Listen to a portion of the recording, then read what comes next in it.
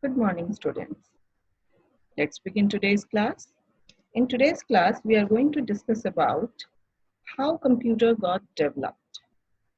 The name of the topic is History of Computer. The computer which we are using nowadays is completely different from the computer which was developed for the first time. Have you ever asked your parent or grandparents about what kind of computer they were using during their time? You will be amazed by knowing that many of them have never used computer during their young time, at least when they were in class 5. So let's discuss about how this computer got developed. The term computer comes from the word compute, which means to count or to calculate. During earlier times, there were no calculating machines. All the calculations were actually done by people, and they used to do this job by taking a lot of time and a lot of effort. They used to perform all the long and difficult calculation by themselves. So we can refer them as the first computers. But working with them was very difficult. First of all, they used to take a lot of time to do the work and also led to many careless mistakes. So people started to search for simpler, faster, and more accurate ways of doing calculations. And finally, after a lot of hard work, a lot of research, a lot of failures, they finally got the first computer invented in the year 1946. Of course, this invention did not happen in one step, and there were so many other calculating devices, machines which got developed in between. So let's learn about this particular journey.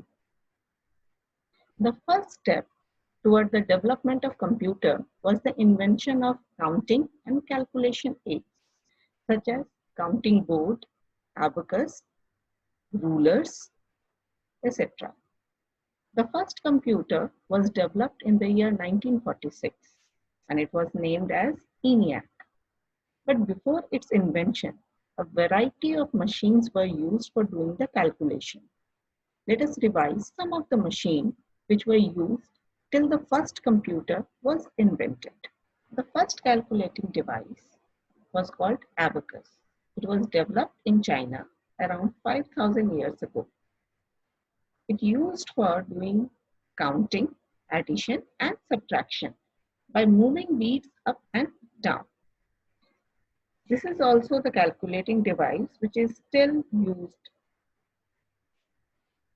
This is the image of abacus. As you can see, beads are there, and by moving these beads up and down, the calculation can be done. The second significant device was called Napier's bone, which was developed by a man called John Napier in the year 1617. It was made up of ivory strips, and each strip was used to do the multiplication and division. Let's see the image of Napier's bone.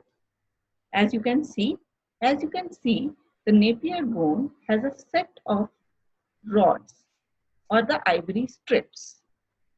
On each strip, there are numbers. These numbers were used for doing multiplication and division.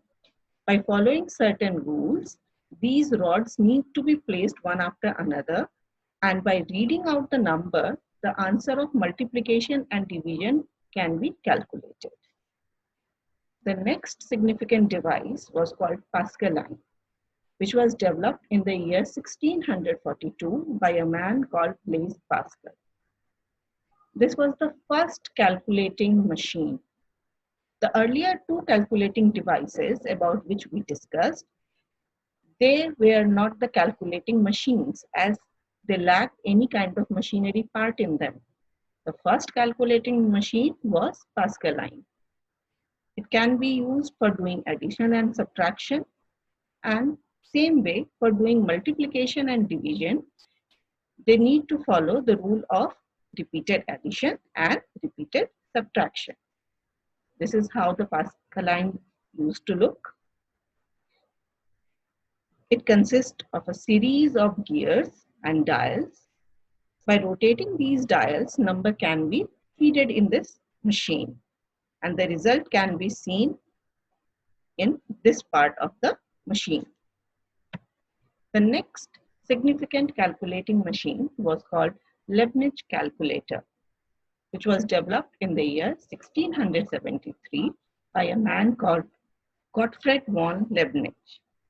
This was the first calculating machine which can do all the basic mathematical calculations directly.